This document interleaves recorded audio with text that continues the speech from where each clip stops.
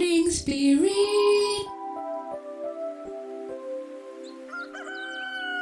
Selamat pagi, semangat pagi. Shalom Bapak Ibu dan saudara-saudariku yang dikasih oleh Tuhan Yesus, bertemu kembali di dalam Morning Spirit. Pagi ini kita akan belajar firman Tuhan dengan tema kerjakan keselamatan menjadi saksi Kristus. Kerjakan keselamatan artinya sebagai orang yang sudah percaya, kita harus terus melayani dan menjadi saksi Kristus serta hidup dalam kekudusan untuk kemuliaan nama Tuhan Yesus.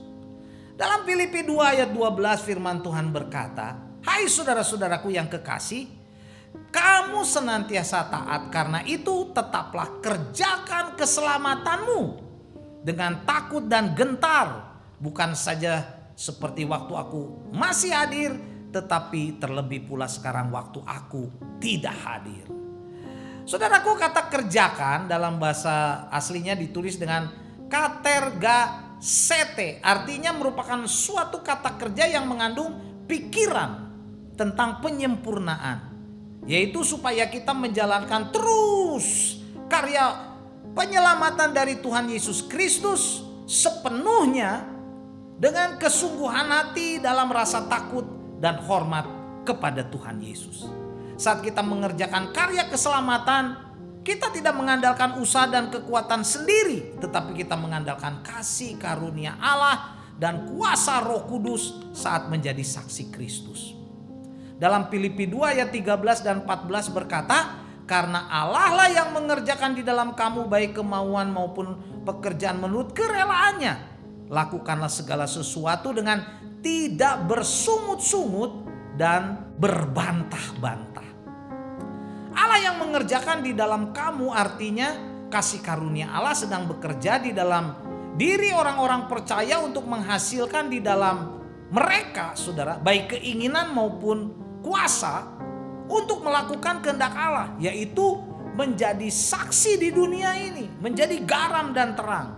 Dan pekerjaan Allah ini bukan berarti suatu paksaan. Filipi 2 ayat 14 berkata, "Lakukanlah segala sesuatu dengan tidak bersungut-sungut dan berbantah-bantah."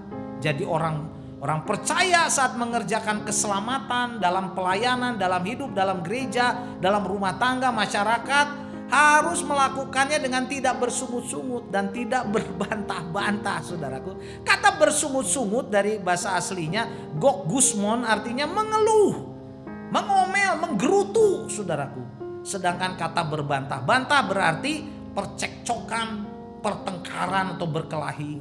Ini tidak boleh dalam pelayanan.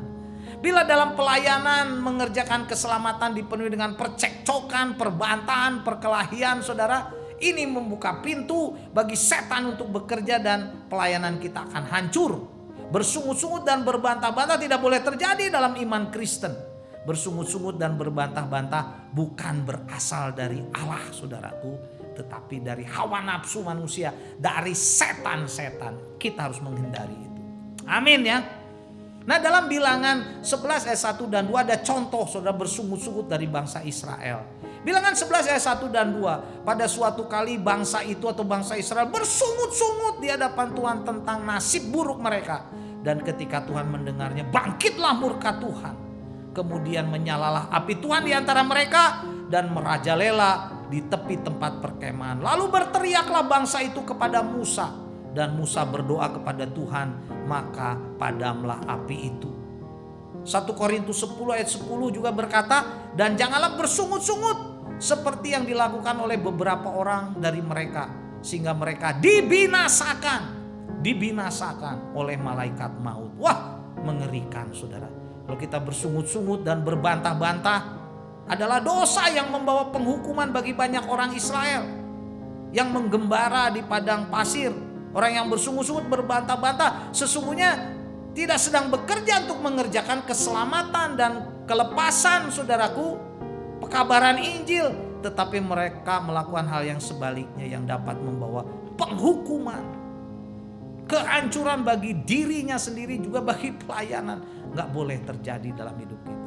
Kenapa kita harus mengerjakan keselamatan, saudaraku, saat melayani Tuhan untuk menjangkau jiwa-jiwa dengan tidak boleh bersungut-sungut dan berbantah-bantah. Nah, dalam Filipi pasal 2 ayat 15 ada 4 hal saudaraku yang tidak boleh kita bersungut-sungut dan berbantah-bantah saat kita melayani Tuhan. Supaya apa saudaraku? Supaya kita yang pertama jangan sampai kita itu beraib. Sudah tiada beraib. Kata tiada beraib dari amemto artinya bebas dari kesalahan dan celaan. Jadi orang Kristen harus hidup tanpa suatu aib atau noda kesalahan atau noda kenajisan, noda kekotoran. Saudara harus hidup kudus, bersih, benar dalam hidup, dalam kemurnian hati, baik di depan manusia maupun Allah. Supaya apa? Kita menjadi saksi Tuhan Yesus dan mengerjakan keselamatan. Dan kedua juga supaya kita tiada bernoda. Di dalam ayat 15 ini tiada bernoda dalam bahasa aslinya ditulis dengan akerayo. Artinya saudara secara harafiah tidak bercampur atau tidak palsu. Dalam kata ini terkandung gagasan seperti bulir padi, saudara, melalui suatu penyaringan atau ayakan dimurnikan, dibersihkan supaya terpisah dari banyak ketidakmurnian, dari kekotoran. Ini berarti saudaraku jemaat Filipi dan juga kita sebagai orang percaya, sebagai orang Kristen jemaat Allah, hati dan pikiran kita atau hidup kita tidak boleh dicemari oleh dosa. Yang kita lihat, yang kita tonton, yang kita baca, yang kita dengar, yang menjurus saudara ke hal-hal yang pornografi, yang tidak kudus, yang bisa mempengaruhi kita menjadi kotor dan duniawi. Oh saudara, kita tidak boleh bernoda. Dan yang ketiga, jangan berbantah saudara, bersungut-sungut, supaya kita tiada bercela, kata firman Tuhan. Kata tiada bercela dalam bahasa aslinya ditulis amoma, artinya tanpa cacat, tanpa cela, tanpa noda, tanpa kerusakan. Jadi dalam bahasa Yunani kata sifat amoma dipakai untuk binatang korban yang dipersembahkan saudara, seperti dalam perjanjian lama korban yang murni, yang tanpa cacat cela, yang dipersembahkan kepada Allah. Nah dalam 1 Petrus 1 ayat 19 firman Tuhan berkata, melainkan dengan darah yang mahal, yaitu darah Kristus, sama seperti darah anak domba yang tak bernoda dan tak bercacat. Amoma saudara, tiada bercela. Jadi ini adalah moral dan rohani yang baik. Kata ini digunakan untuk Tuhan Yesus yang sudah dikorbankan bagi dosa-dosa manusia, saudaraku. Inilah yang menjadi ukuran kehidupan orang Kristen yang menjadi saksi Kristus saat mengerjakan keselamatan. Amoma, tiada bercela.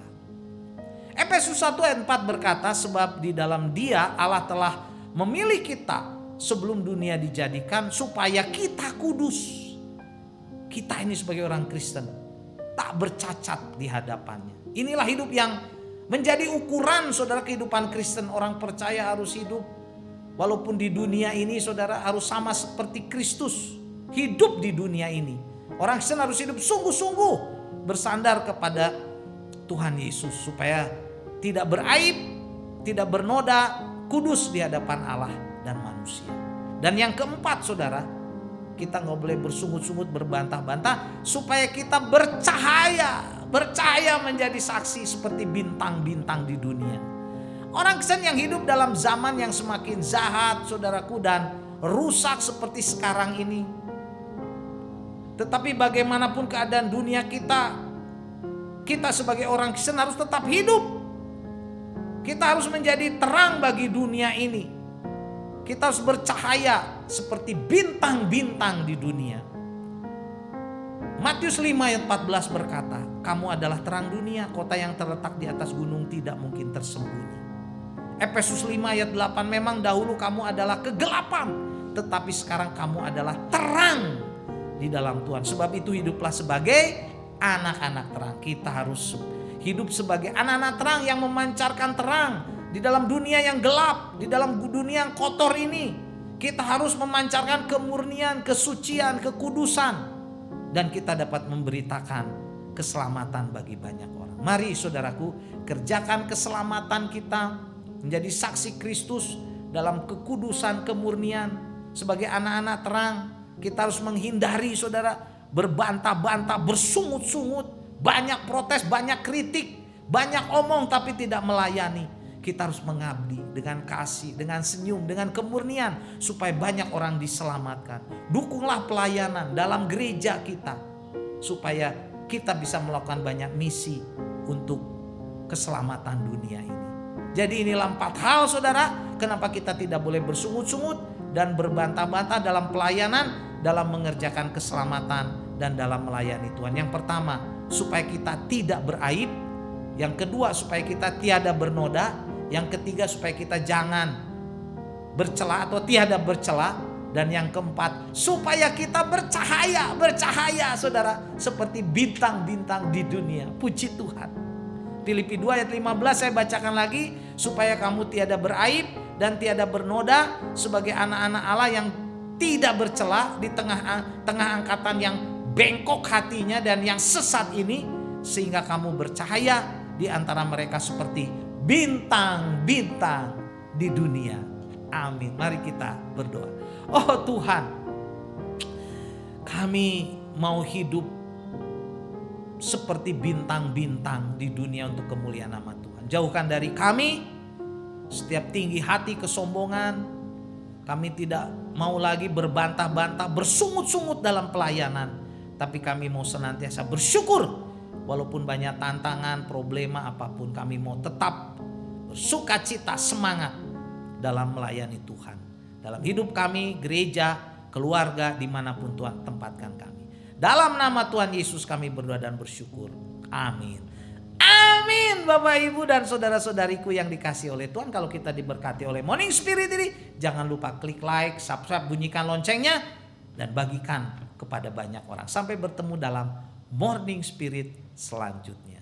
Morning Spirit. Selamat pagi, semangat pagi.